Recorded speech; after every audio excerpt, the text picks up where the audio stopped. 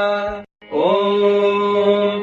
नमस्ते अस्तु भगवन् विश्वेश्वराय महादेवाय त्र्यम्बकाय त्रिपुरान्तकाय त्रिकालाग्निकालाय कालाग्निरुद्राय नीलकण्ठाय मृत्युञ्जयाय सर्वेश्वराय सदाशिवाय श्रीमन्महादेवाय नमः।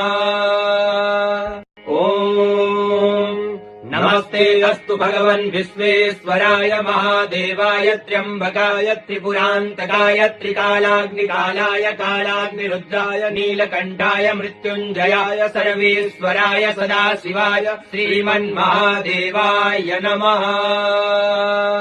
ॐ नमस्ते अस्तु भगवन् विश्वेश्वराय महादेवाय त्र्यम्बकाय त्रिपुरान्तकाय त्रिकालाग्निकालाय कालाग्निरुद्राय नीलकण्ठाय मृत्युञ्जयाय सर्वेश्वराय सदाशिवाय श्रीमन्महादेवाय नमः।